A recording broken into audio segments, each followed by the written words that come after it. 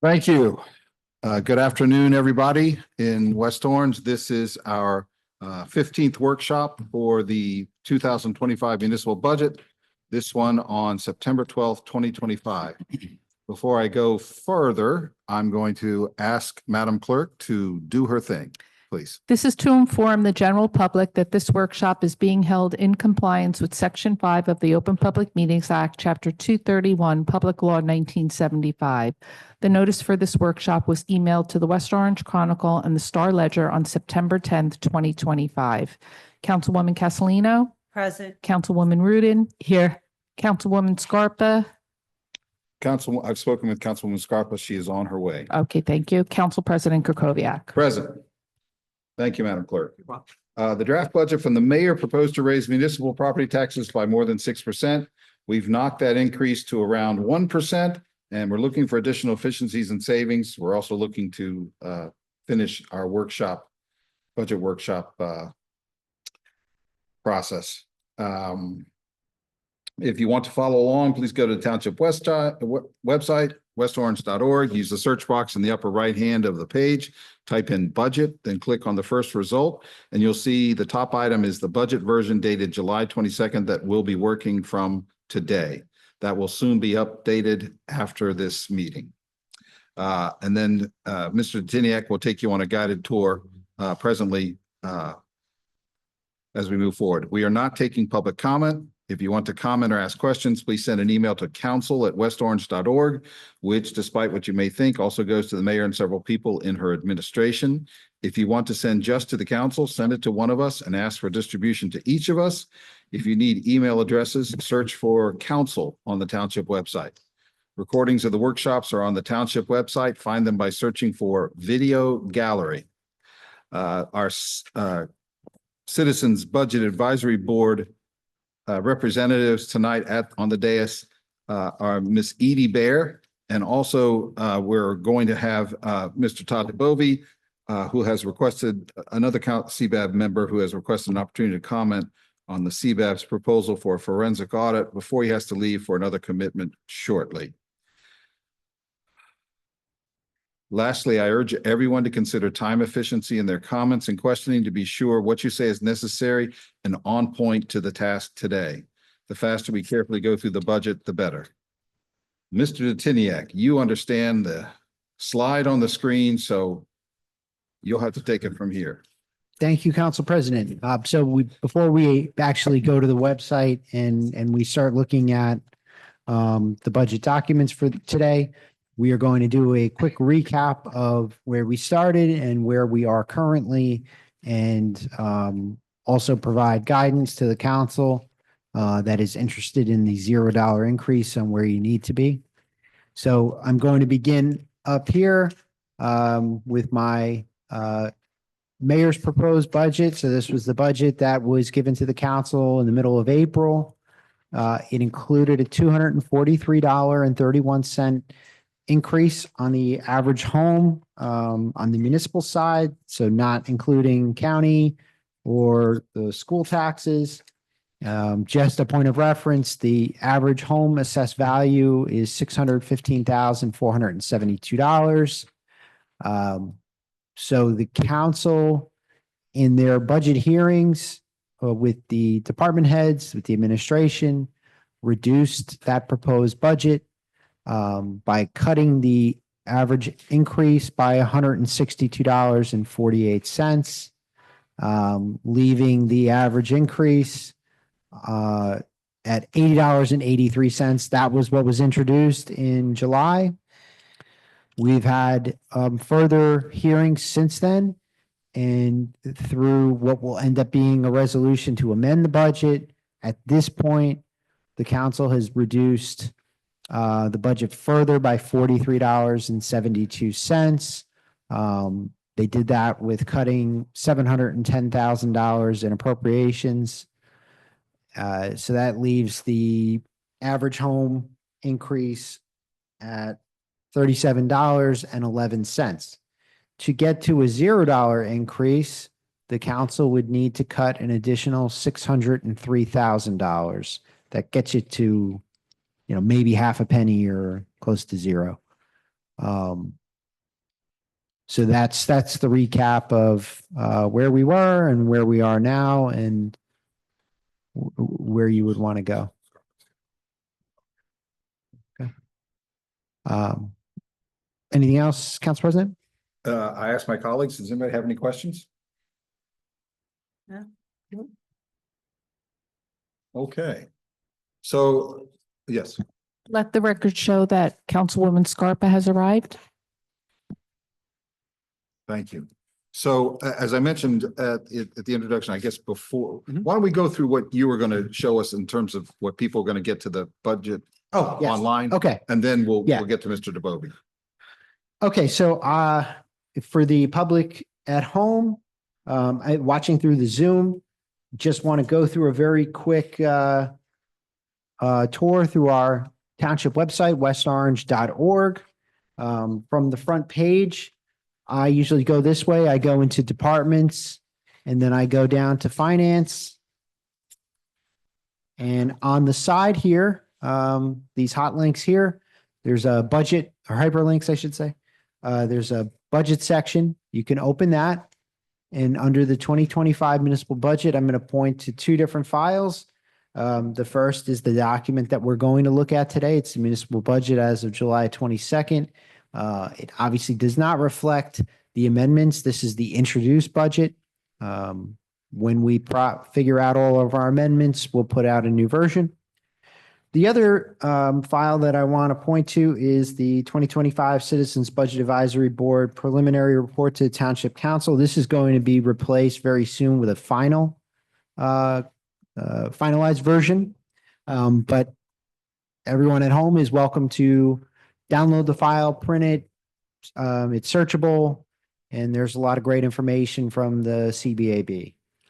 Mr. Tinek, sorry to interrupt, but there are now two versions of the CBAB report, one that was sent around today. Yeah. Is this today's? No, this is the old one. That's why I was saying it's going to be replaced with that version that came out. Okay, and they're today. still saying that that's a draft and. Yeah, we'll just call it V2, or Okay. we can leave this version up and have them both posted. It's up to CBAB. Put both of them up. Oh. Or replace. Don't ask Mr. DeBovi, he's power hungry. It probably makes sense. Maybe to keep them both, that way Sure. it's a trail. Yeah, so we'll label it so that it's separated, or we can put today's date on there so that the people at home know that this is an updated version, but we will get that up on the website. Great, thank you. Any questions? As I may have explained, and Mr. DeBovi has another commitment to go to, so he requested that he be allowed to speak about the CBAB's most recent rationale for the requesting the forensic audit. And so I just asked Ms. Baer, who was the appointed person, if she would just give way, so Mr. DeBovi could make his comments. I'm sorry, Council President, do you have anything you want me to put on the screen? Okay. Thank you, Council President. And as was just said, my comments are specific to the merits of whether or not to consider doing a forensic audit. We have heard from our current CFO as well as our council president and from the 2023 audit that had been conducted that historically funds have been moved around without proper tracking of those funds.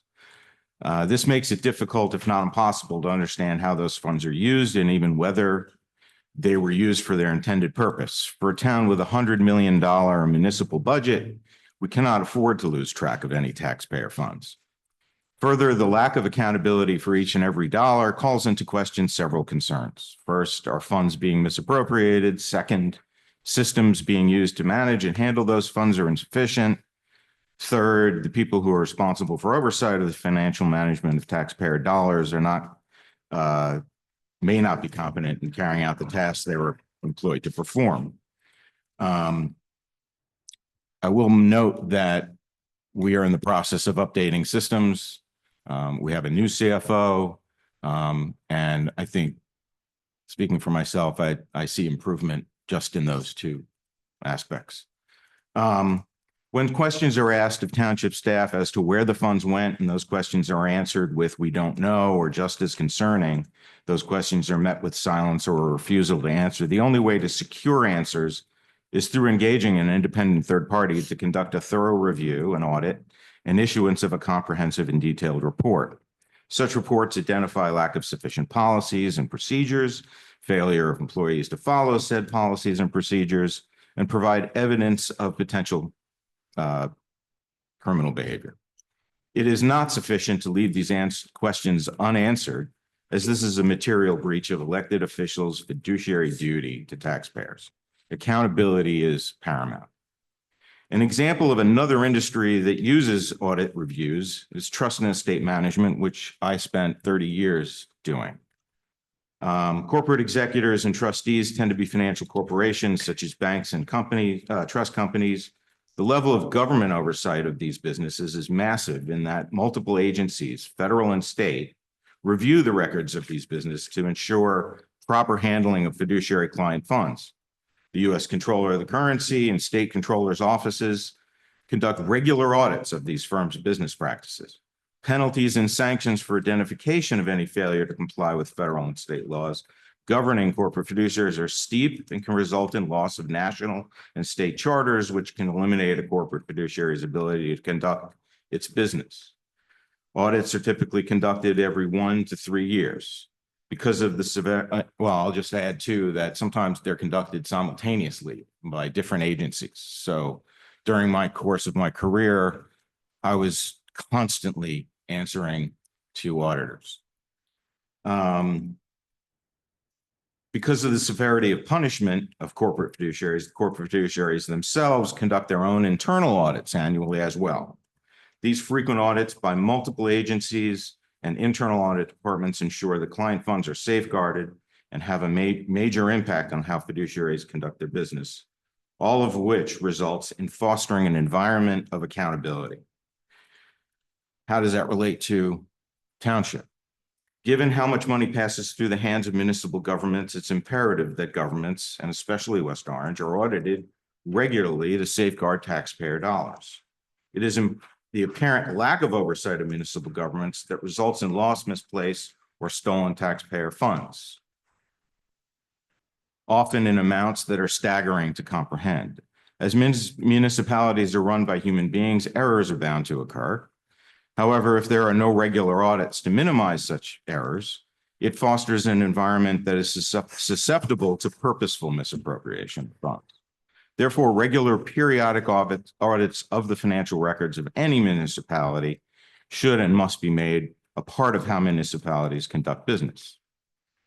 In our report, we refer to an audit that was conducted by Clifton, and the audit results that they uncovered have shown that the immediate payoff of the cost of the audit can be substantial. If the amount of immediate benefit that was said to be in the millions is only $1 million, the return to Clifton taxpayers on their $150,000 investment was over 650%. If it is $2 million, consistent with their indication of millions plural, that number is over 1,300%.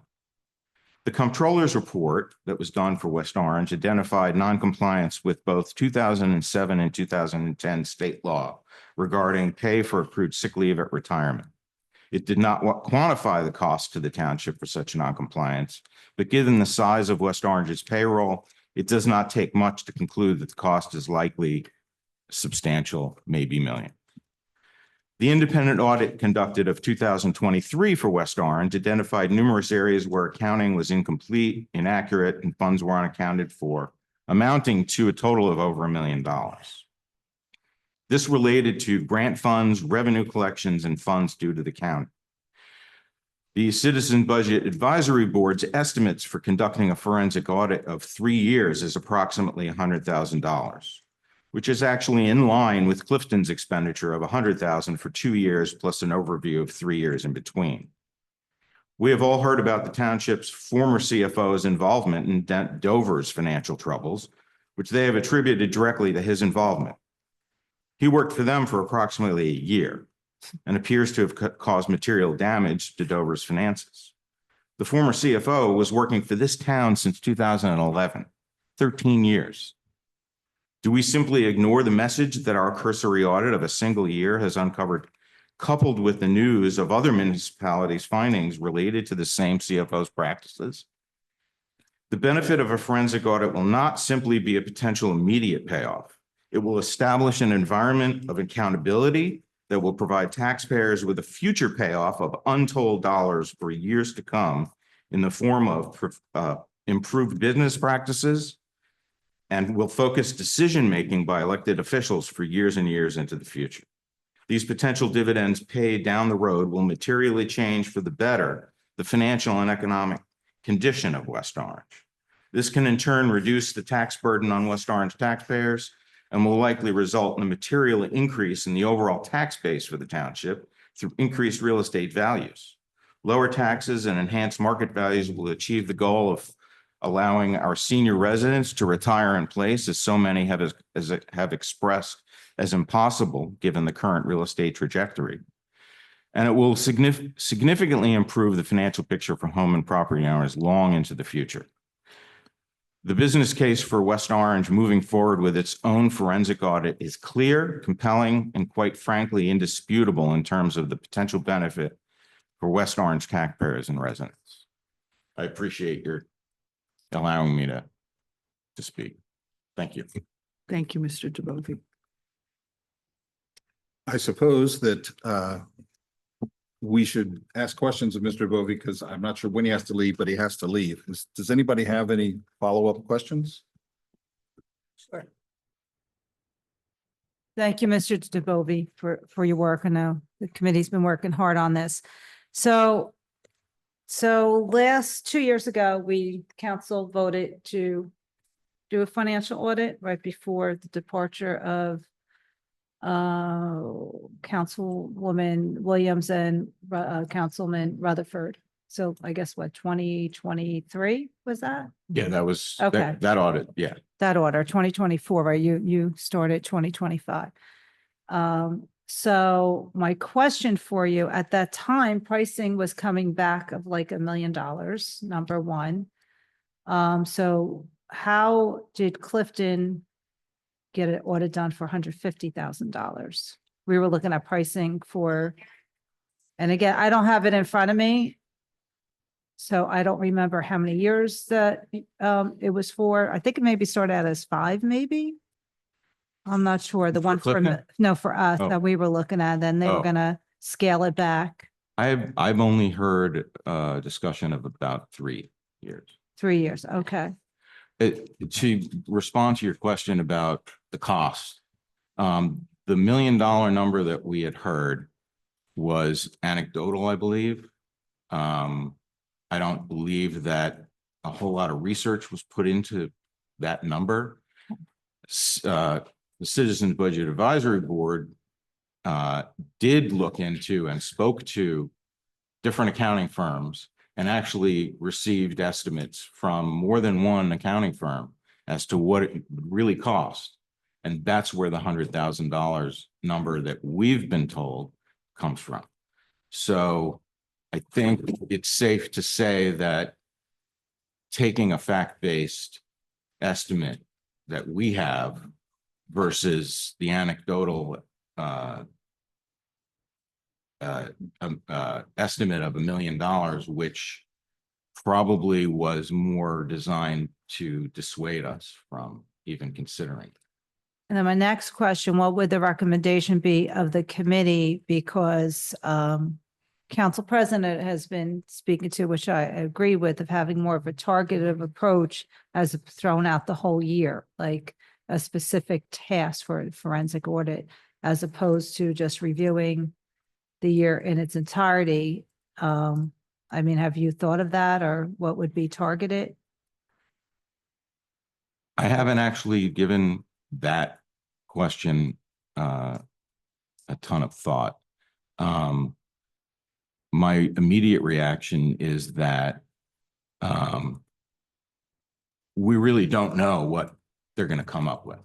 I mean, you know, we can't even just look at 2023 as an indication of what they're going to uncover.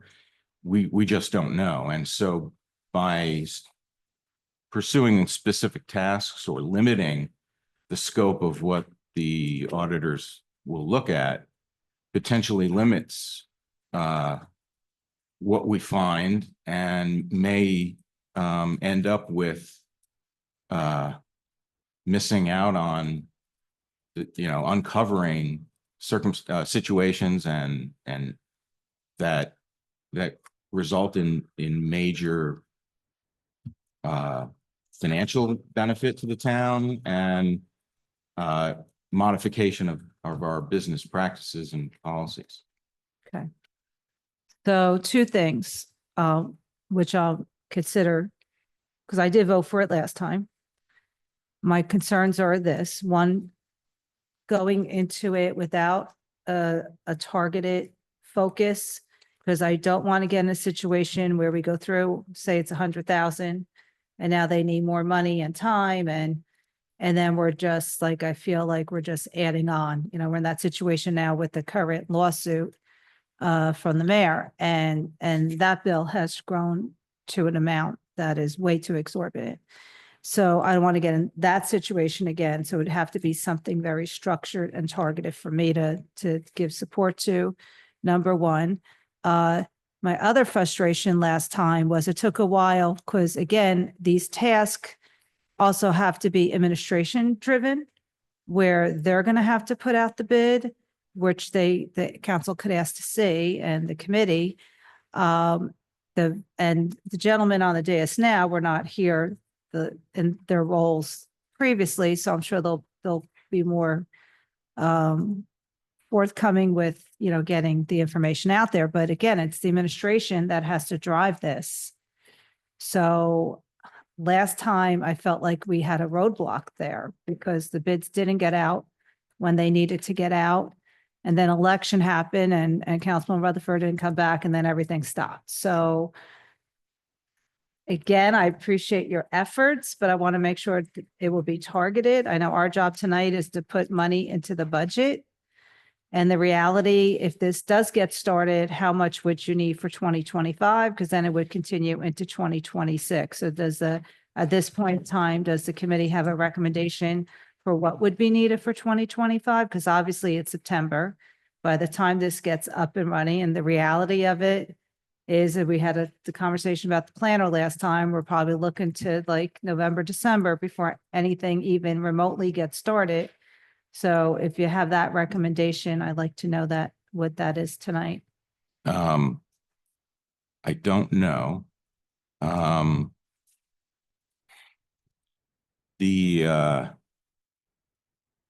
trying to remember even what our report says in terms of what the recommended years were that we were recommended to be looked at. Yeah, me too. I didn't have time to go back to. 2021, 2022, and 23. Okay, so really our focus is historical. And in that sense, I mean, you know, I think the first initiative is to pursue the historical look at certain years. And I think there are tied to the prior CFO's tenure here. Going forward, that's probably a whole different decision to make. And probably whatever is found in the historical review of prior years would dictate whether or not it makes sense to even consider doing further audits. I know my little speech refers to doing regular audits, and that's probably what you're referring to. No. My apologies. No, it wasn't, Oh, okay. because we do regular audits, and in 2023, we actually changed the auditor. And then we saw a different kind of audit report. So, and I had supported that also. Right. So the forensic audit, to my understanding, is something very targeted, something very specific, like Yes. whether you mentioned sick time, are you looking into sick time? Like Right. what are the parameters of what you want to target? So in order for me to support it, I need a little bit more information. And I need also a commitment that administration is going to put out, a bid for it and whatnot, because if they don't move forward with it, then we're all putting money in a budget that's going to sit there and be transferred to another line item Sure. and not used. I share your concern about the issue of the administration doing, carrying out the task of pursuing this, if the decision of the council is to go forward. I don't know that we can get around that. This administration has historically been reluctant to provide information. I mean, that is also going to be, say, let's jump to, they put out the proposals, they actually engage an auditor. But if the information that the auditors request isn't properly responded to, that's a real possibility that we can't control. The administration controls that. Well, All we can do is demand and expect that the administration will cooperate in conducting the audit so that the auditors have the information that's needed, as focused as it's determined, so that we have a result that is meaningful. So I share your concern with that. And, that comes from, I have been asking for Rock Spring numbers since we bought the property. yeah. And our prior CFO quite simply did not provide me with anything, didn't even acknowledge the request. And I made them multiple times. I started out politely, and obviously over time, my requests became more contentious. That's so I share your frustration, but you, the council, we can't control this administration, but that doesn't necessarily mean that it should dictate whether we do an audit or not. And just to clarify, I don't want Mr. Titiniak to think that, I don't think you're going to give any issue. Like, I know you'll be I'd agree with most that. helpful with this whole process, if that's the direction the council, but also has to get approved by the mayor's office. So, and and fairness to the mayor, she may be fine with it, but we just have to make sure. And even Mr. Smeralda could tell you couldn't answer for the mayor right now. Sure. So I just want to I'm just being realistic. I'm not taking sides on this. I'm always a realistic person. And those are, the realities in order to get this done the way you're envisioning to get it done. Yeah. So for tonight's purposes, I'm willing to hear any recommendation if anybody wants to put a little bit of funding towards this. From what I'm hearing tonight, I don't think we need to put the whole thing in, because I don't realistically, it's just not going to get started to the end of the year. That's what happens. And thank you, Council President. That was all my questioning for this evening. Anybody else? Yes. Councilman Rudin. I would like to ask Mr. Detiniak, if the council authorizes whatever amount we authorize, is there some way that you can safeguard that money so that it does not move into another line item? Right. So I was actually going to address that because I know that was one of your questions as well.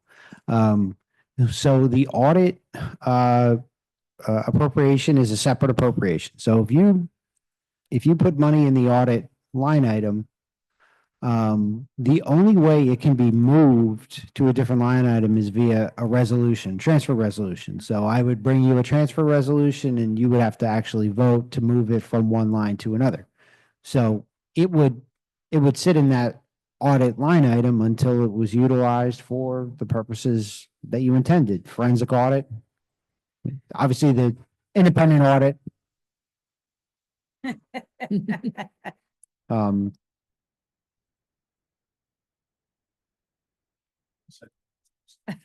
So it couldn't be used for, I'll pick a fire OT or something like that, unless, again, we did a resolution and we transferred it. But again, if it's a resolution, you have to vote on it. So yes, it would stay in that line item. Now, could it be unutilized and just roll to the next year and then roll into fund balance? Sure, because you'd have to actually Utilize. appoint a forensic auditor. Council President, can I address some of the other sort of questions about or? Could you hold on to them? Yes. Yeah, I just, The floor, she may be adding to. I just have another question. In your experience, have you ever worked with a municipality that has done a forensic audit? That's just a yes or no question. No, I have Okay. never done a forensic So audit. are you familiar with the whole process of a forensic audit? I am, yeah. Okay. And from your experience, is a municipal audit done, 1 year, you get the information, then the second year, then the third year, or or if you're looking at multiple years, would the auditor be requesting all of that information at once? What is the process by which, if I'm going to address council members Castellino's concern that maybe only 1 year would get done, is it done all together, or is it done year by year? So the independent audits are done 1 year at a time. That's not to say, though, that the auditor is not going to look into the current year, because they do. Because obviously they're going to provide an opinion at a certain date, and that date is going to be in the subsequent fiscal year that they perform the audit on. So they may look at things that happen in the current year. Forensic audit is what you request it to be. I mean, we as a township would set the scope. So, the CBAB is referencing Clifton. Clifton did a multi-year forensic audit. So that can be done. Yeah, this is not an audit that's in the prescribed accounting principles of the Division of Local Government Services. That's our independent audit, our big, thick audit. Right. They're going to be utilizing those principles, but this is more of like the GASB forensic audit principle, or the way you would conduct a forensic audit from GASB. So it's different. Like, you're not going to get the same schedules, but they're going to be looking at, and again, you can tailor it to what you want to look at. They could be looking at sort of internal controls. They could be looking at specific grants. Was this one grant spent correctly? Were all of the grants spent correctly? And I think the big numbers that came out of when this was being discussed in 2024 was because the desire was at first review every single transaction. And I think when we came up with, we do 6,000 POs a year, that's why that number was so great.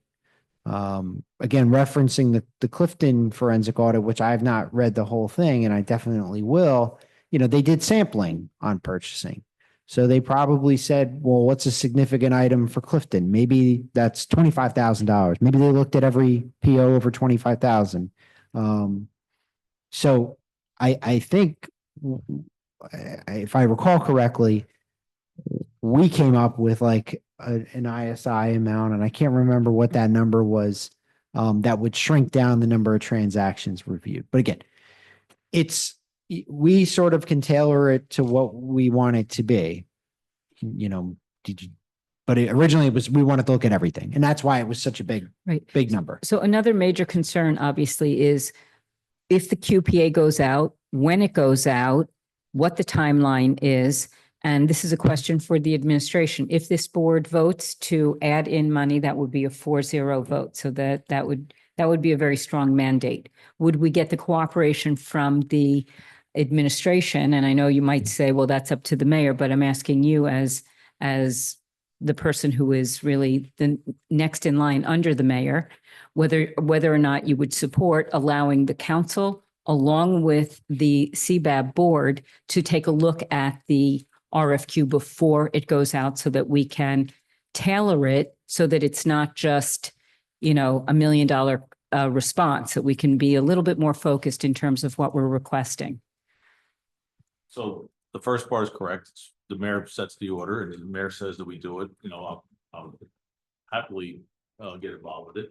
I would actually personally defer to Mr. Titiniak to set it forward because that's his expertise and then at that time, I don't think there would be an issue with sharing what the proposal is. There may be some things that may be requested that aren't legally allowed to do, or whatever the policy is, and I would trust Mr. Titiniak to guide us on that, but I don't think there would be an issue with sharing anything of that nature. So, but again, that all also falls under, the mayor's orders. Thank you. What I'm requesting is, can you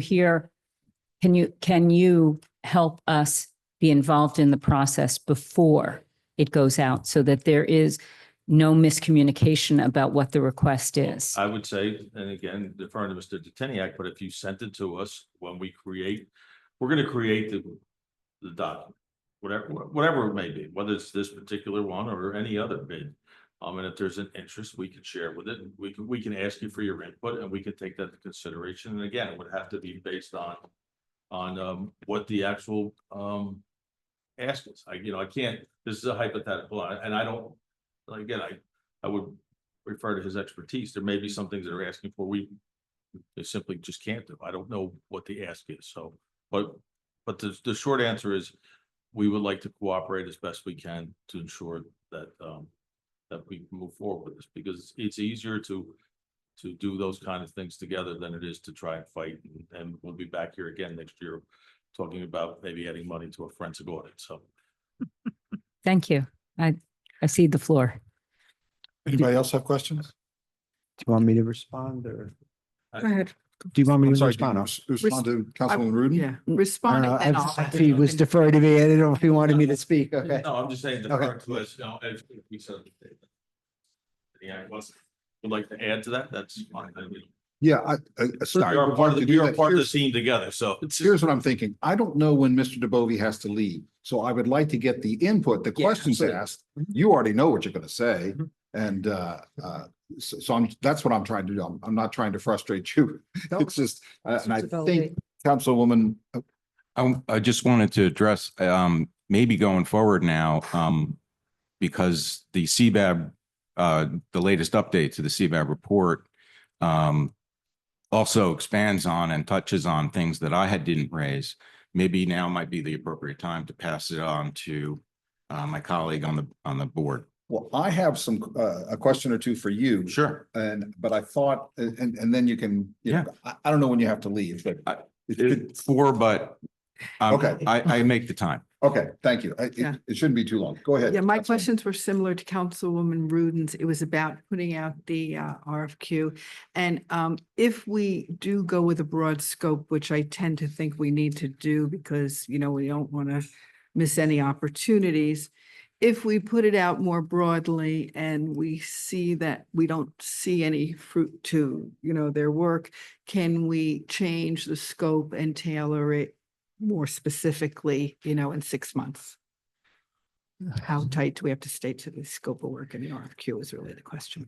So, I mean, if we hire someone and they're coming back to us and saying, hey, we put in 100 hours and we're not really finding anything, we're going to have to pay them. And then sure. I mean, you can go ahead and change the scope. We may need to do a new RFQ. That would be a question for the QPA.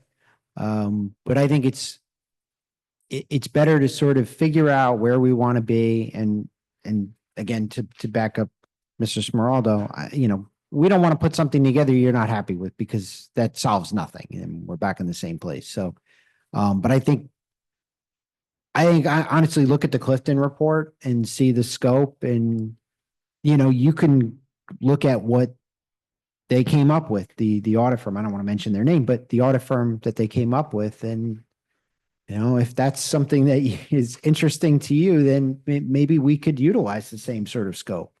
But I'm guessing too, if we did hire a forensic auditor, they found something, they're going to come back and say, hey, maybe we need to drill down here.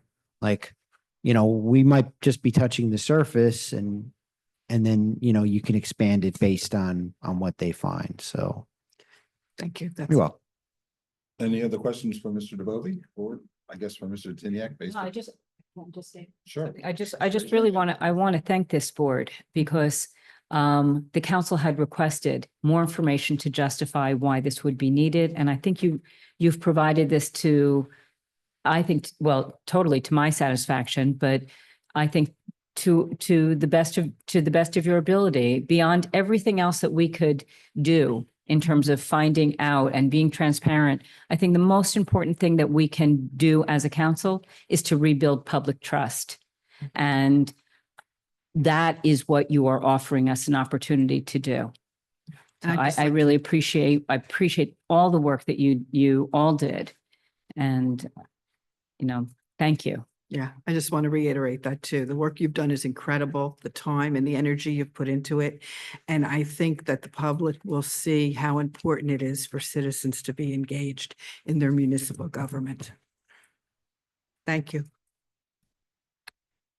So if there's no other questions, I would just like to just clarify a thing or two of what Mr. DeBovi had said at the beginning of his comments.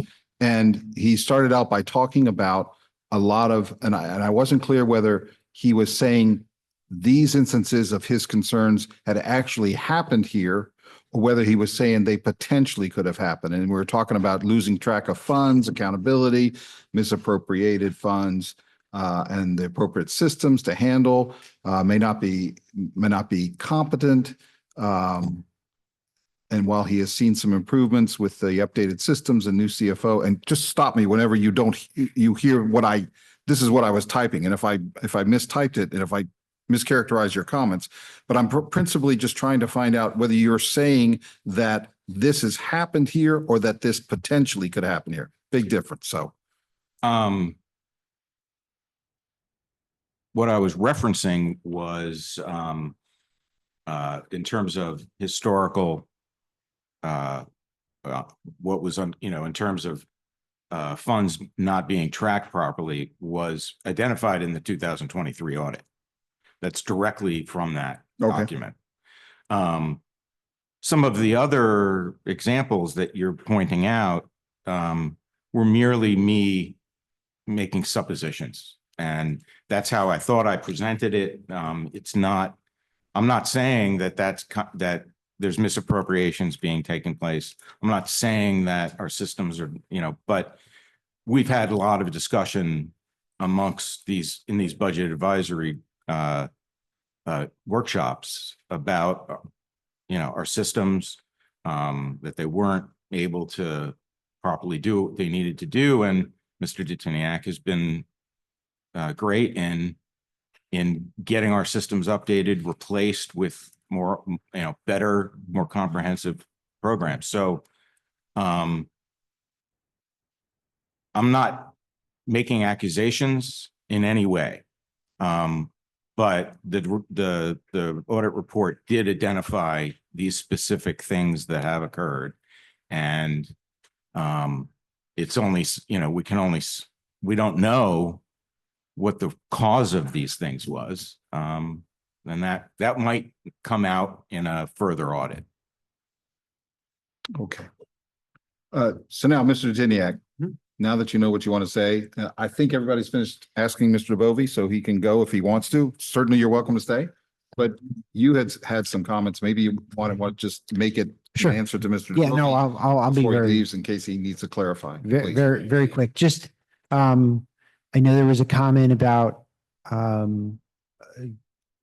cooperating with a forensic audit. I mean, we 110% will cooperate with the forensic audit because if we don't, the forensic auditor will put that as the first recommendation, get rid of the guy who didn't cooperate. So, maybe I've changed my stance a little bit on this. I understand, and I want the public to be assured that we're doing the right thing. I want the council to be assured of that. So if that's the direction that we want to go, I welcome it. I also welcome not, I don't know if we'll find like a smoking gun per se, but even if it's just to revamp some of our policies and procedures and internal controls. I welcome that as well. And sort of going through the Clifton forensic report, there is a lot of that and that's great. I mean, I welcome that. However, we can improve. Again, whether we find, instances of misappropriation or fraud, I hope we don't, but I know that we're going to find improvements to our policies and procedures. So I welcome that. And I think the public and the council and CBAB welcomes that as well. Let me ask you this question. What do you think we should budget for it for 2025? Again, I think the original scope was every transaction, and we provided the number of POs, and that's what drove the estimates through the roof. But I think, and I have to ask the QPA how we do this. And again, I think the CBAB has had some conversations with accounting firms, how do we ask and then still put out the RFQ? I have to talk to her about that, but just having a conversation to say like, hey, what would you guys look for? You're the experts. You guys do this all the time. What would be the areas of concern? Because I think the areas of concern are going to be the same in every municipality. So that we're not, looking at the $11 PO and having, some staff members spend 15 minutes reviewing that PO. And then there's no value added to us. So I would defer to them and their expertise. They do this all the time. And again, I would recommend everyone read this forensic report from Clifton. It's right up on their website.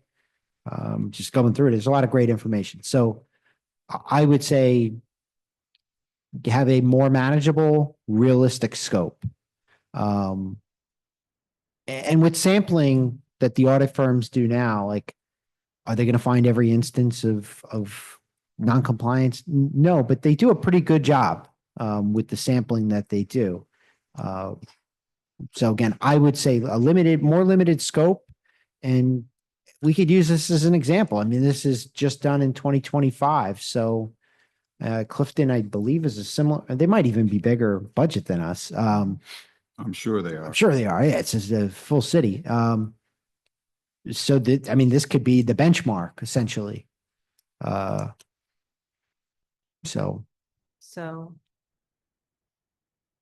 Oh, you want a number? Yeah, I need a number to make a recommendation. $1 million. Well, I don't, you said the number for Clifton was like 100 something thousand. 50 150,000 is what they paid. I mean, maybe that's a good start. But for Oh. 2025, or need do all you that put in like 50 in 2025 and the rest in 2026 budget? Mm. That's the math, because if we don't use it, we lose it, right, at the No. end of the year? Well, I don't want to get started on this. There's So- one person that has the floor. If you want to speak, just raise your hand. I apologize for interrupting you, but no, I'm sorry. I don't want us to get off on these tangents like we do. Just if you want to speak, raise your hand and be recognized, please. Perhaps we put half in, do 75,000. 75,000? Yeah. Okay. But I think now we need to have the conversation, with some of the firms, or, even pick these guys' brain. Again, I don't want to say their name on budget hearing, but, maybe we can reach out to them. And my last question is, what page in the budget would you insert it? That's a good question.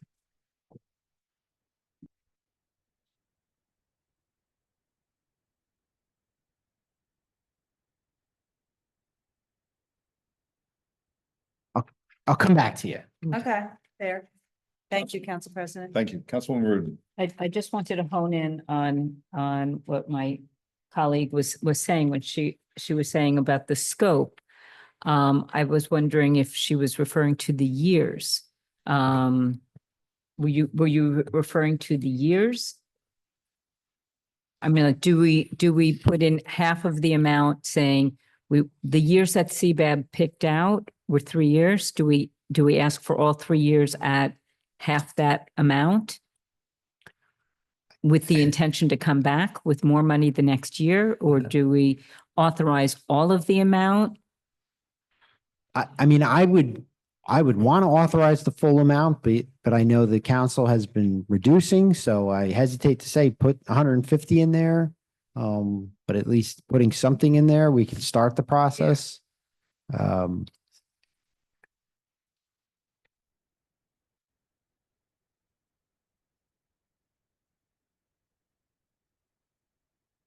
Does 100 sound reasonable to you? Because maybe we can get it all done.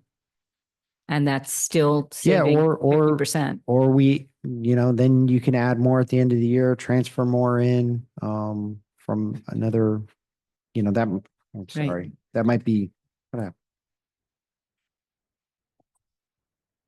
might be a good idea. Thank you. And just in terms of the page, I That's would think, what I'm I looking think it up, was yeah. 32. I'm not, that's just my opinion, but you tell me. Thank you. Is there anybody? Yes, Councilwoman. So the reason why I just want to make sure we only take what we need because we went through this whole budget process. And you yourself, Councilwoman, there's times, where, we said, okay, well, you're not going to use it this year. We'll put it for next year. So I just want to be fair throughout the whole process that we've done to only put in for 2025 what will be spent in 25. And then we can put the rest in the 2026 budget. I just want to be very careful about that because it's all about the buy-in support with the community. And I just want to make sure I'm supportive of doing this, but I just want to make sure that we don't take too much for this year because we've told a lot of other department heads they couldn't have funding and they would get it next year. So I don't want to, I think we should be consistent with our ask and our promises we make to on this budget. Thank you. Mr. DeVoe. I just would add that, reading of the Clifton audit, it's clear that, we're addressing the same issues that they addressed in their audit. We're looking into the same, or we're concerned about the same things that they were able to uncover. A call to Clifton also could be helpful in doing some homework beforehand in crafting scope and approach, and could help guide the cost of this thing too. Yes, one of the things we should get is the RFQ that led to that plan. That should be helping us. A quick Council. question, yeah.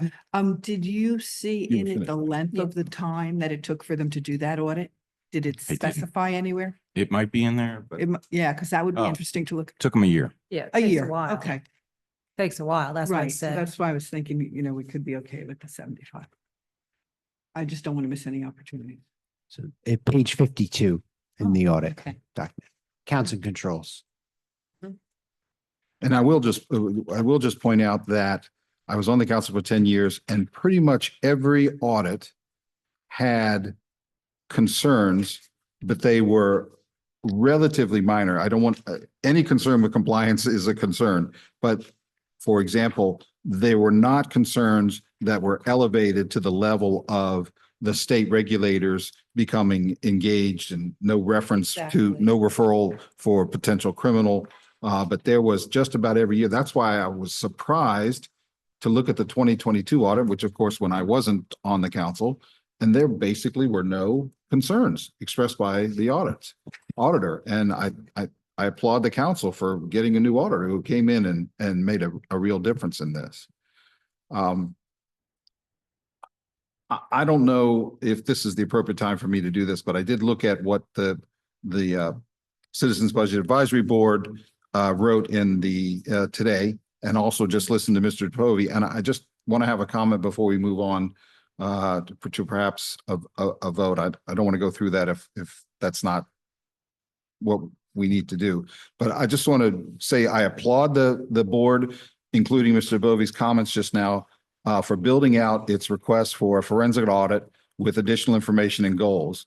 And the board, in only its first budget as a reconstituted and empowered body, continues to demonstrate that it is now a big asset in helping significantly with the township's budget and financial matters. The board's rationale repeatedly cites transparency and accountability as deliverables from a forensic audit. I have pursued those two goals in addition to fiscal responsibility since I started in municipal affairs nearly 20 years ago. I'm all for transparency and accountability, and I will also point out what I consider to be a billboard of that accountability, that many of the people responsible for our finances during the board's target time period are gone or are on their way out already. They have been held accountable, just not nearly as quickly as they should have been. However, I'm not sure a forensic audit of 3 years that in a few months will be 2 years in the rear mirror, with a function now under the leadership of a demonstrated, highly capable CFO, justifies the potential expense compared to the projected deliverables.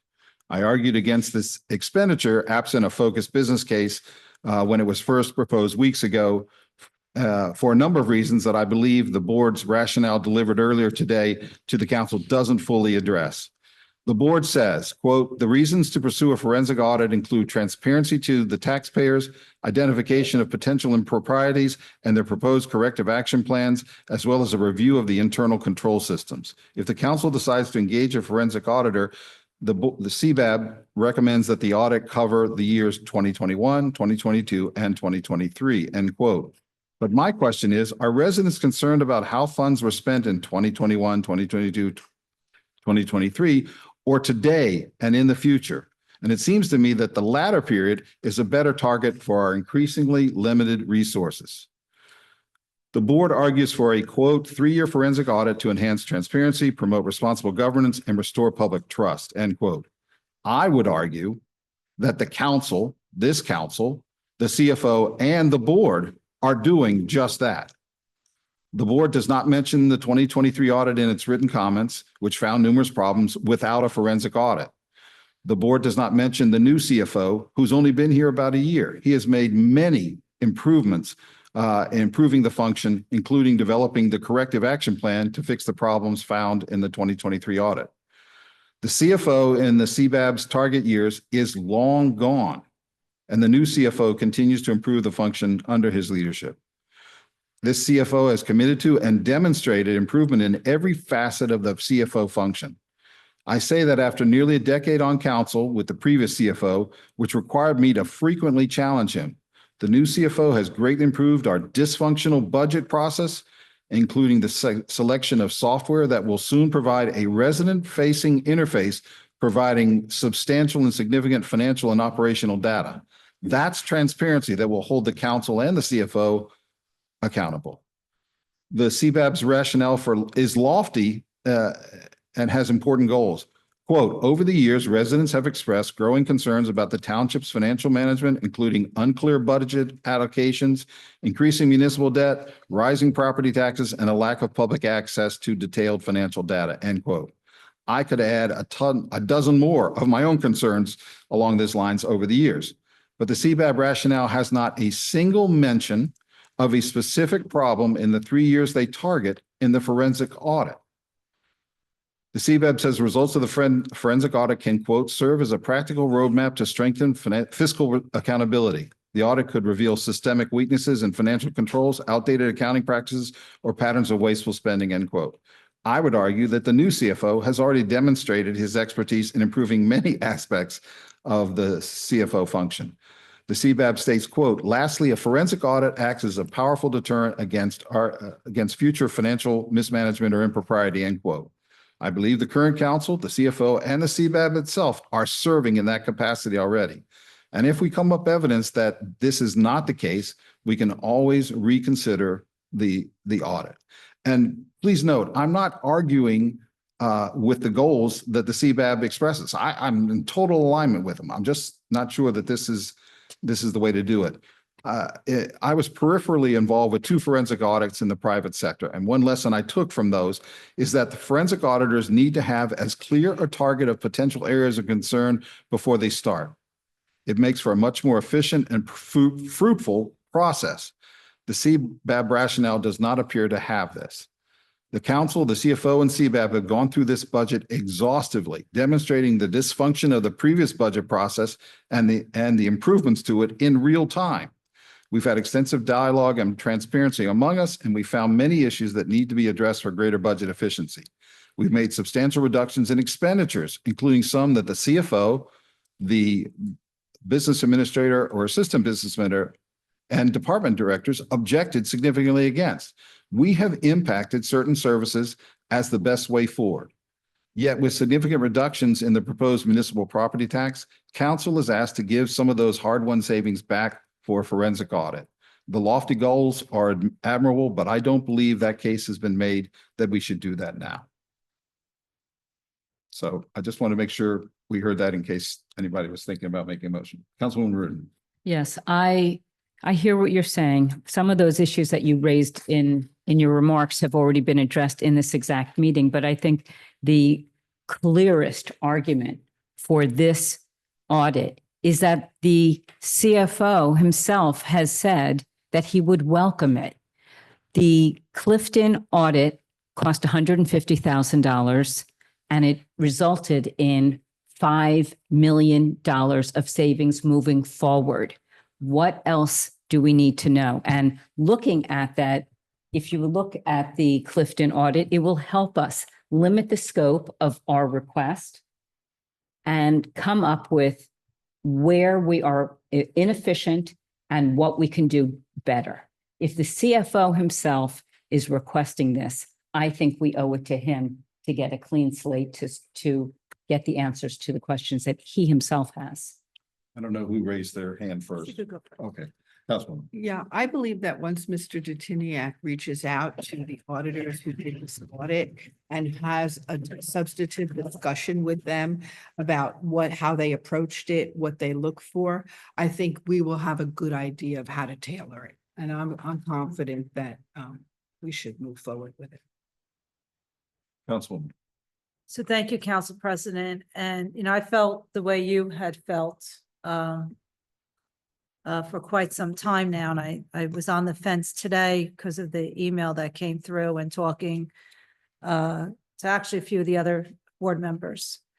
And, in the years mentioned, 2021, 22, and 23, especially 21, the following aftermath of COVID, there was a lot of just trying to keep the town running. And as much as we want to criticize the former CFO, I have to give justice where justice is due. A lot of people weren't paying their taxes back then and able to pay the bills and get funding. I thought he did a really good job at the time because town was a mess. Town was a mess. A lot of people were home, as I always say, in their pajamas and there was people out there and trying to get the work done and keep the town running. And he was one of them. However, I think there's some best practices, especially with the grants, Council President. I think we could definitely have better best practices. And that's why I'm changing my mind on this. However, I don't want it to become a rabbit hole. And that's why I wanted to have it very detailed. And my biggest, and we need to get this over with, the public, the people out there that are, to build trust up again, I think, and I even feel better with Mr. Detiniak's comments this evening. I think you should change your mind. And again, that's why I said with Councilwoman, and she's all gung ho, she wants to get it done tomorrow, but the reality of it, I think we have to practice our practices with, go with the 75 for this year, because the reality is they're not going to spend all that money this year. And that's not fair. I said to the other departments that had to take a hit and have to wait to next year. So I think a lot of good's going to come out of it. I think we'll put a lot of, tidbits out there that are out there about what practices were, and we can move forward. I think we have to, move forward on everything, on everything we do. We worked really hard on this budget. I really appreciate administration's hard work on it. And this will help the CFO to move forward and the administration. So I hope you change your mind because especially if we put money back in, we need your vote. So, but I think good could come out of this. Thank you. Mr. DeBovi? Council President, I appreciate your comments, but I do want to address a couple things you said. Specifically, the not making the business case. I think focusing on the current time period, I'd almost suggest that that's not a focus because of our change of personnel here. However,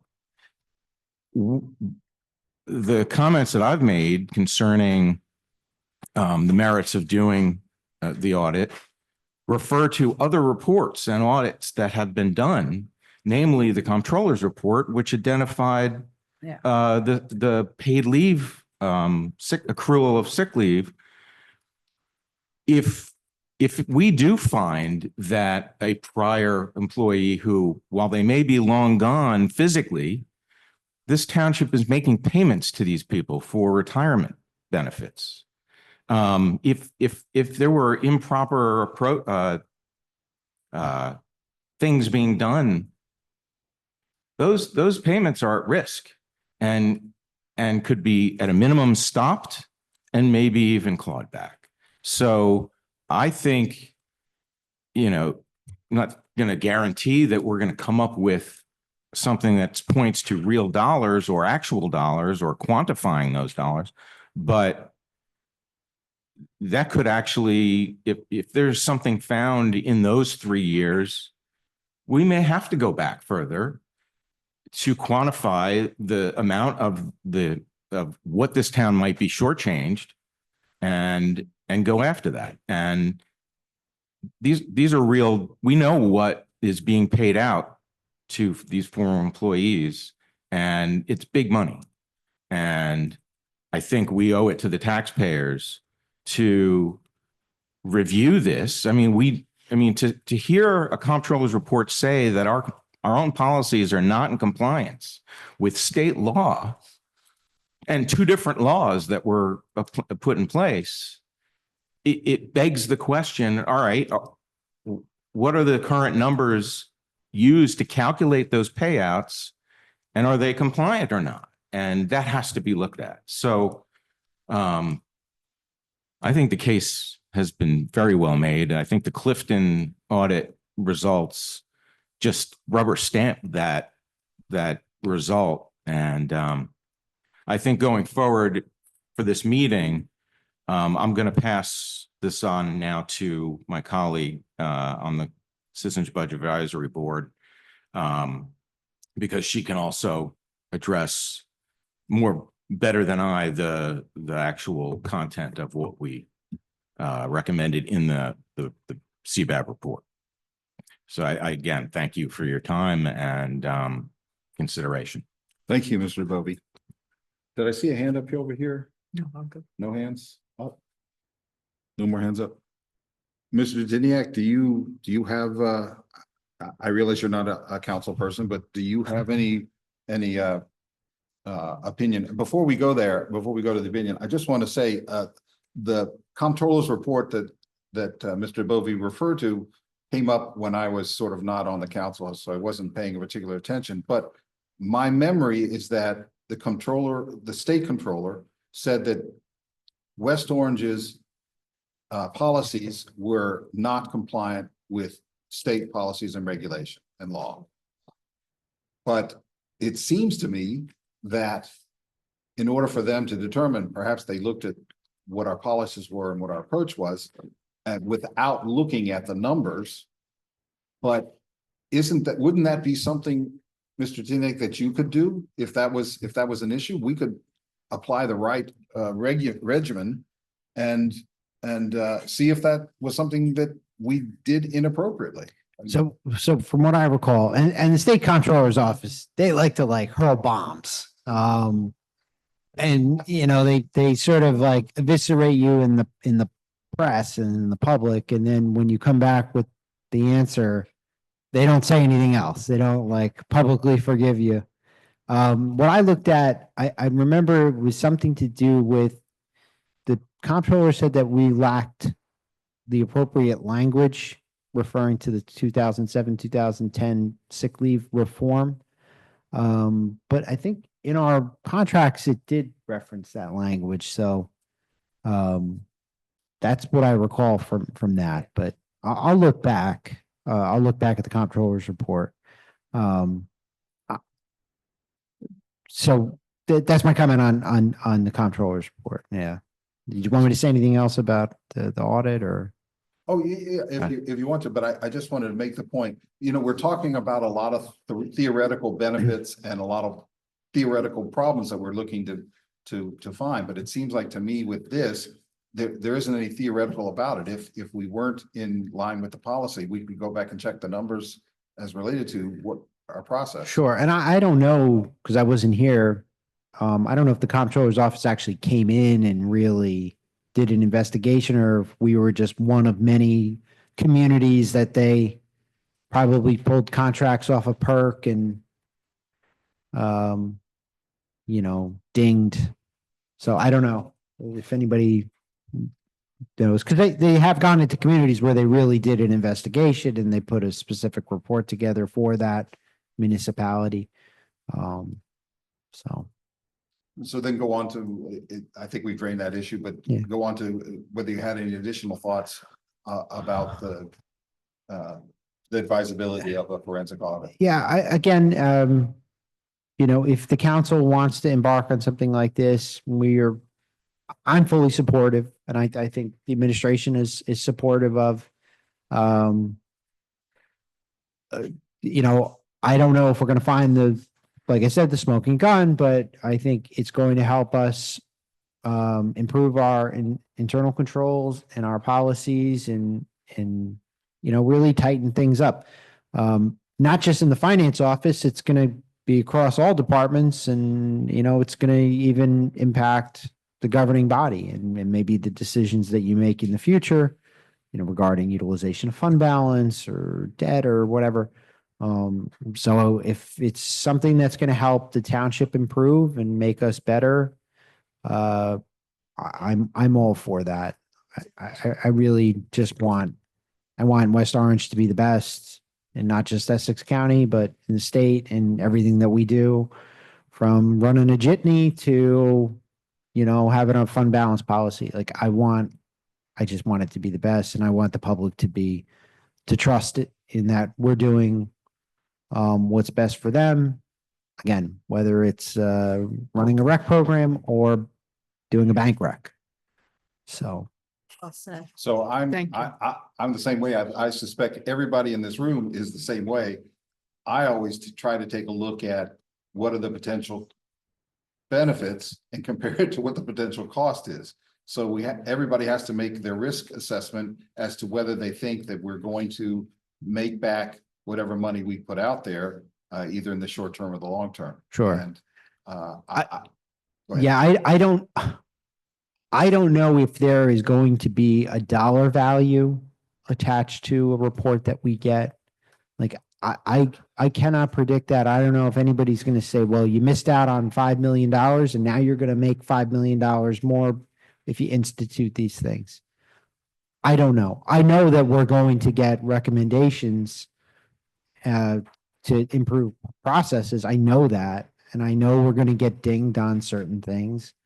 They're not going to take $100,000 or $150,000 from us and just go, you guys are good. They're never going to get another forensic audit again. So I know that they're going to find something. And I mean, I know that things are out there. Nothing nefarious or, but I know that there's policies that need to change and we need to do things better. But I'm just one person, and I'm trying to plug along and get the new systems up and running, and so that's my point on that. Okay. Yeah, Counselor. I just want to say, aside from developing better and more efficient policies and procedures that will save the taxpayers dollars, down the road. There's the element of trust. The public doesn't trust us anymore. And if it does nothing more than those two things and restore the public trust, I think it'd be worth it, because that's the only way we're going to be able to move forward in this township. Yes, Councilwoman. And my last point, some people don't trust us. There's a lot of people that do trust us, but the main issue here is Mr. Titiniak is one person. He's been trying to, like he just said it so eloquently. He's trying to get these systems up. And there's a lot more best practices out there that he just doesn't have time to get to. So I think this helps him expedite all that. And I'm good. So I hope you change your mind, Council President, because I wasn't sold earlier today, but the case has been getting stronger for me. And I think we should do it. Thank you. Well, I think if you push any harder, you're going to break my right arm. It's already touching my neck. Okay. Councilwoman. I think that, we have department heads that come before us, and oftentimes we don't really understand what the need is, but they tell us they need it. We have a department head here who is actually saying to us, he needs it. And I think he needs it to guide in very specific things that are coming forward to have guidance in, and this will set the Yeah. record very clear for him as to what should be done. So in this case, we've had to take a leap of faith in many areas with department heads who say, I need this extra cushion, and we give it to them. This is what he's asking for, and I think we need to be respectful of that. Councilwoman. Yeah, I've also sat here, this is, I think, even more important. I've sat here through budgets as a councilwoman now, and for a decade out there.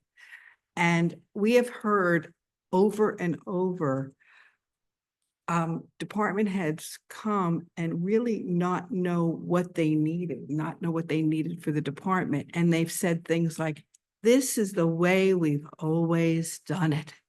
And I think that is the root of the problem, that people have been doing poor processes for years, but they just didn't have any guidance to another or better, more efficient way of doing it.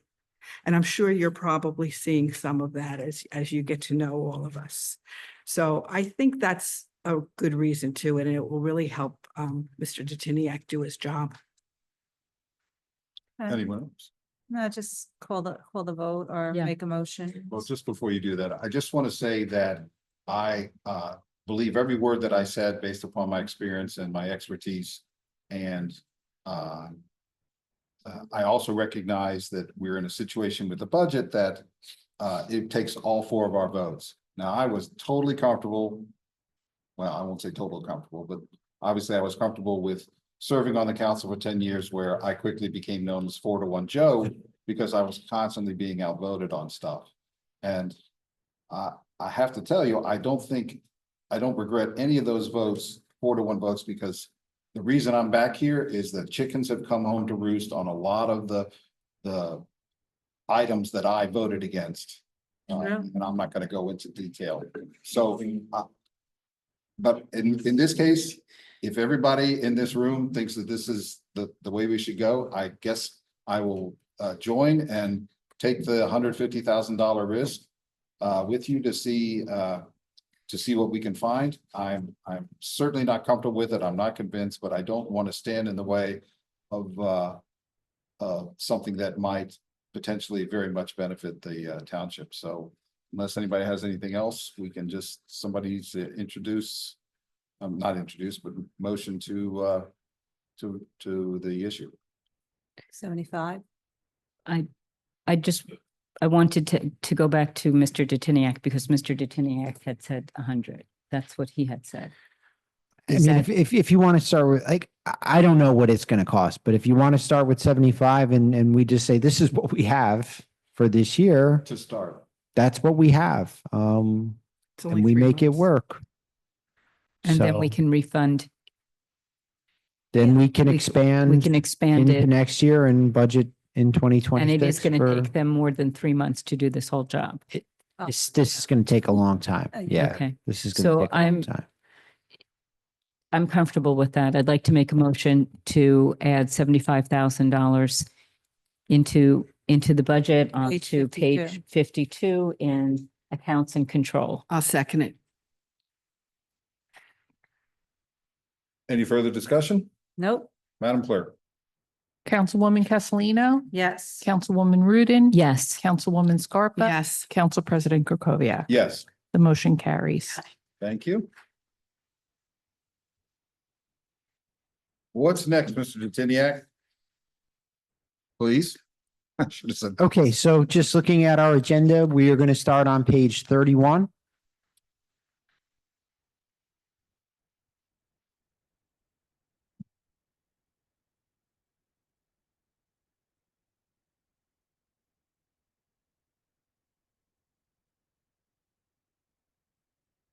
This is business administrator salaries and wages.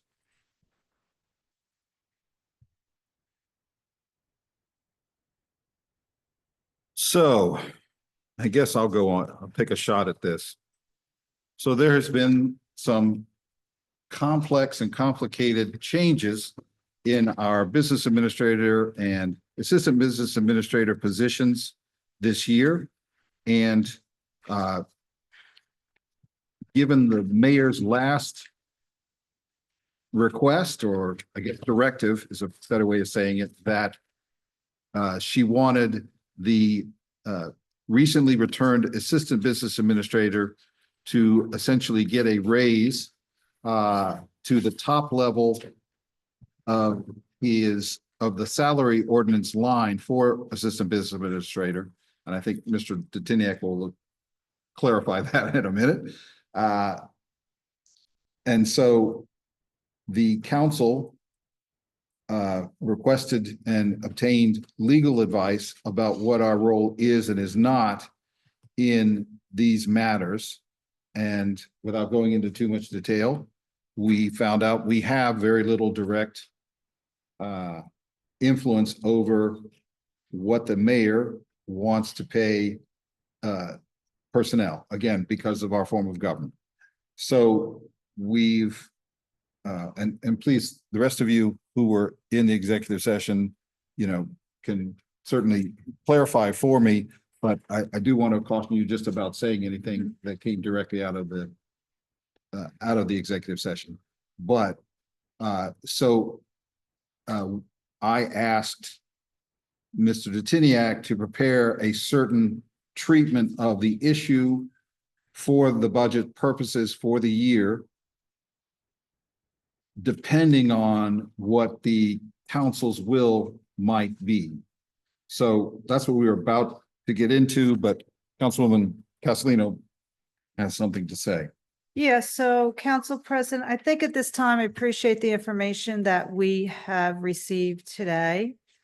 I know we're still trying to resolve another matter, and I'm just going to speak to that gently. And I think right now, I'm not ready to consent on this page. I think I like to wait on this page right now. We have some time. We're trying to resolve, like I said, another matter. And I think at this time, we just, I'm sorry to not finalize it, but I rather not consent right now. And that's all I want to say at this point in time. I know we have to the 30th if we were to make any other reductions, correct?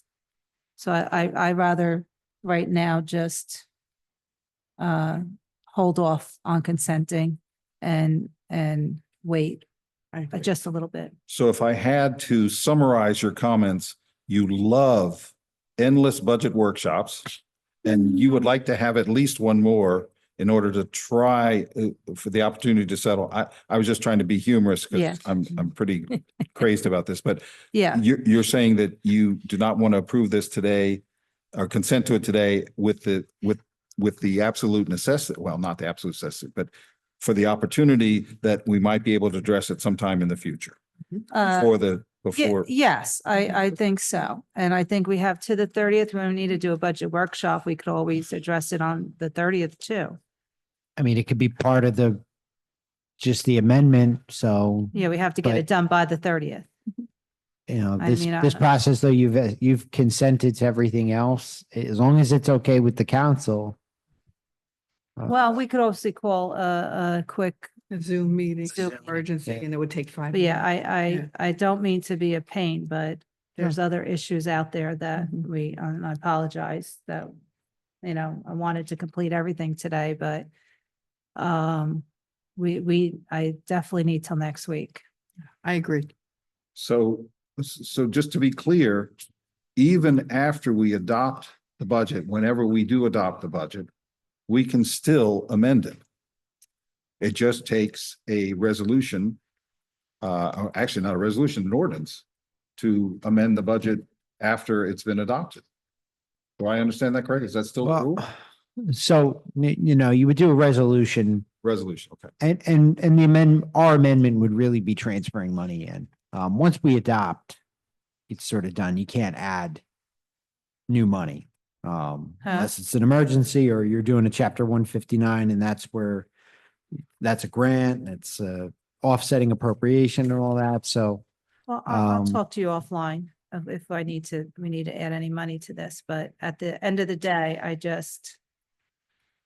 don't want to talk to it Okay, now. okay, I'm just- okay. I would But again, theoretically speaking, this could be an issue because if our prayers are answered and there is a change at the assistant business administrator level and the business administrator level, what you're suggesting is that we don't have money to pay a higher compensation? Is that what you think might be happening? Because I think I'm that's what I'm might not be making any comments right now, Council Okay. President. I just want to defer this to next week. That's all. happening. Okay, so I think Councilwoman Not Scarpa making had her any hand up. comments one way. Yeah, or the I other. agree completely with Councilwoman Castellino, and I don't feel comfortable signing off. Okay, I Councilwoman. have a process question for our clerk. Does consent require 4? If we were going to No. consent to a page, do we need 4 votes to consent? Three. Just 3? Yeah. Okay. Not a super one. Yeah, I know Okay. we're going against the clock. All I right. So do- out of deference to the council member's request, I would go along with that. Hold off.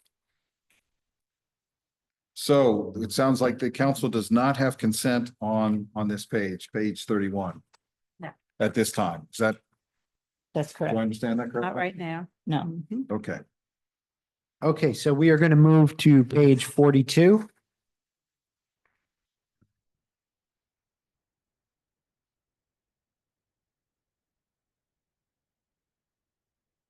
And this is the information technology salaries and wages.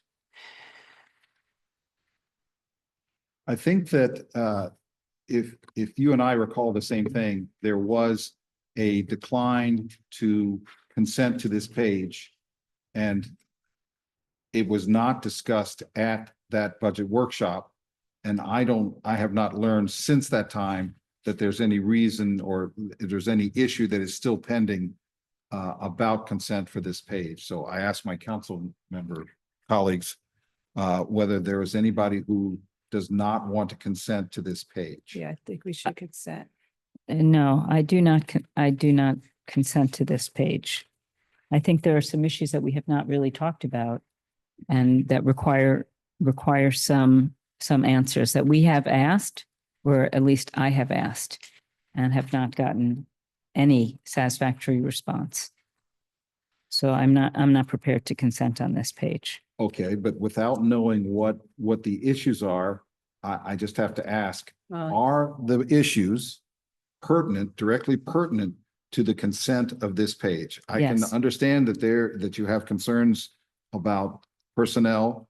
But in terms of approving the budget, knowing what we know about what we can say and do and what we can't at this point, are you saying that you believe that there are reasons that we could potentially have addressed on this page in order for you to consider consent? Yes, Okay, but I'm also understanding that you can get consent without me. Yes, that was my Yes. next breath. Okay. all right. So if we only need three consents, He said- I think maybe do we you- need, oh, sorry. Yeah, Councilwoman, that's please go okay. ahead. I just want to make a point to my colleagues. I just want to make a point. So I understand you didn't get a particular question answered because it wasn't an appropriate setting at the time. I'll just leave it at that. But from what we heard in that setting, and again, it was closed session, so I'm talking code here. I do believe you have to be fine with this, but again, that's my belief. Well, and I've been working with contracts for years, school board and here. And so I recommend that we consent this but I still recommend you have an in-depth conversation so you Right. understand it as well. And you gotta be careful because you don't want to have a personnel issue. Go ahead.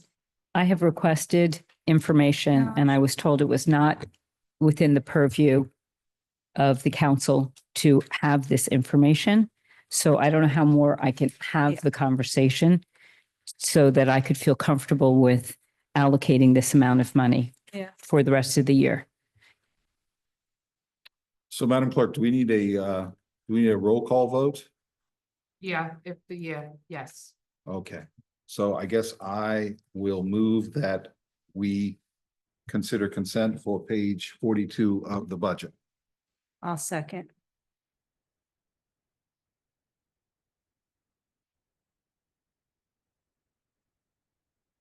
You want to call for discussion? I'm sorry, I apologize. Is there any further discussion? No, because we can't just really discuss it. Matt, Our job is. any more Oh, imprecise Yes, discussion? I do have a question on this page. Yes.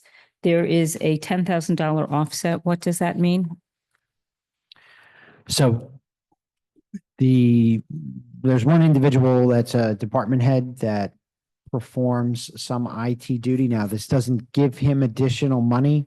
We just charge $10,000 of his salary to this line item for the IT work and website work that he does for the municipality. So it doesn't change his salary. It's just we allocated $10,000 to the IT S&W line Okay. for it. And also, is this employee covered? I know he's covered by a union contract. Is this person also eligible for the longevity? Was. What, is this person still covered by a union contract? I'm a little confused about the longevity issue and the contract issue. Are you talking about the one with the $10,000 offset? Initials MF No, or DA? DA. DA is covered under a union contract. And his longevity is because of the date that he was hired. Yeah, Yeah. predated when the longevity was eliminated. Which is like year 2000. So these are employees. 1999. Yeah, 1999. Anything else? Any other discussion? Madam Clerk? Councilwoman Castellino to consent, Yes. Councilwoman Rudin, No, Councilwoman Scarpa, Yes. Council President Krokoviac. Yes, Okay, the motion carries. thank you. Mr. Tiniak, That's it.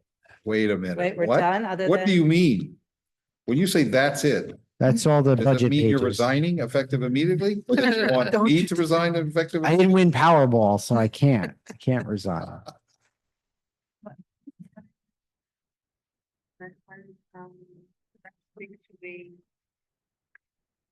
I'm going September 21st. I thought we had scheduled for Monday as a backup. Is that still? I did not schedule anything for Monday, so. we could schedule Zoom. We would just need a quick Zoom. Yeah. Okay. Is there such a thing? Uh, A quick Zoom yeah. when it comes Not to the according to budget? my husband. We don't have good Zooms. Okay, so what time on Monday? Because I'll have to do the 48-hour Zoom. notice. No, we're not going to be ready Monday. Oh, Yeah, okay, I'm just, all right. Well, remember, I need 48-hour notice, so. Yes. And also the RFP for the forensic audit on the Clifton is on the Clifton website. Yes, but can you pull it up? Because I tried and I couldn't get the whole, Maybe I- route it I- to us. I'll email I couldn't it to sign in. you. You can sign in as a clerk. Are you talking about the report itself or are you talking about the No, I RFP? went on their website. Oh, I'm not okay, as a clerk, okay. just, yeah. All right, I'm gonna send it to everybody. great. I have it. Can you- The can you- request, the actual The request. RFP, yeah. Can you include the CBAB as well? The what, I'm sorry. The Citizens Budget Advisory Board. And the Oh, send yeah, everything. sure. If I can remember everybody.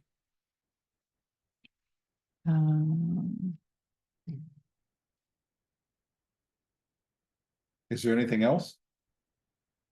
What about this thing? Oh, one If of that's the- there. Yes, I would love to. Yes, I would, Okay. even though I have a feeling, I'm sorry. I want to go too. Mr. believe me. Dipiniak, can you make that really He user-friendly said 20 minutes. so. in your? Let me try to. Oh, froze. If you want to schedule to do this next week and hopefully the other Excuse issue will guys. be resolved, I mean, we could do Right. that. There we go. Yeah, if we're gonna have a meeting next week, then we need to fill in the space because we seem to have this goal of budget workshop has to last 3 years, not 3 years, 3 hours. So we would need content to fill it. So It's up to you, Council President.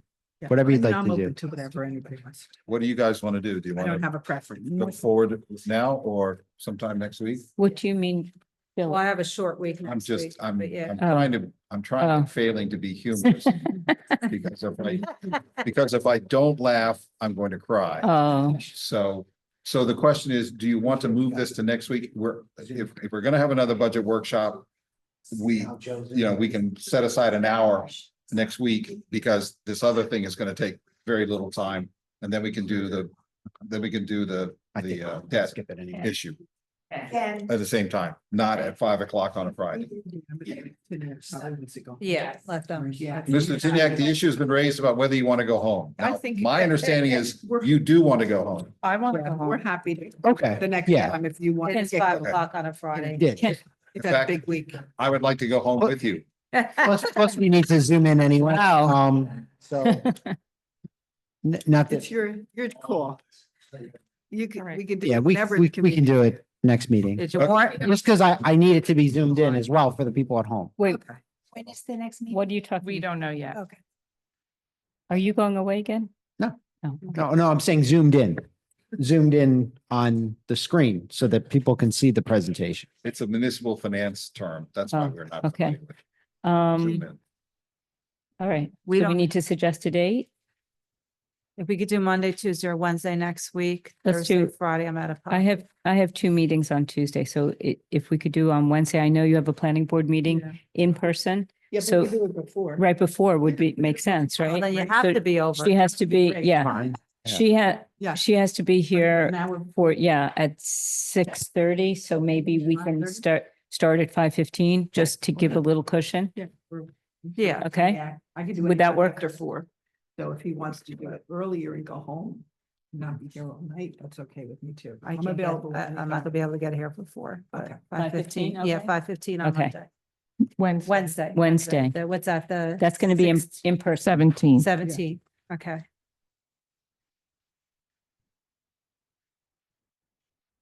We 17 have to- at 5:15. Yes, Mr. Fagan, Give time to email eat. Steve running the planning board, just have to let him know ahead of time. Okay, yeah.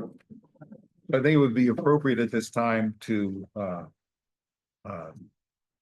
ask that a birthday cake be presented, be brought to the Oh, council chambers. whose birthday? Yeah, so it can't be a Zoom only. If someone is going to spend their birthday at a Is that your Is that budget, you? at a budget workshop, That's you? then we have to do it in person so that that person can where's- get a cake what flavor? paid for by donations by the admiring other council colleagues. Okay. So that is All no impact on the budget because we're We'll make pretty that much signed off on All it. right, then we got to get him out of here so we could go to dinner. I'm This just fam- kidding. Okay. Thank you, everybody. I'll entertain a motion to adjourn. Second. All in favor? Aye. Any opposed? Meeting is adjourned, or the workshop is adjourned. Thank you. Good stuff for me to. On your chair. The stuff you were gonna get from. On your chair. on my chair. Yeah, I didn't see it. it was on the chair. Okay. Mr. Fagan, Mr. Fagan's replacement, we can sign off now. Please. It was on your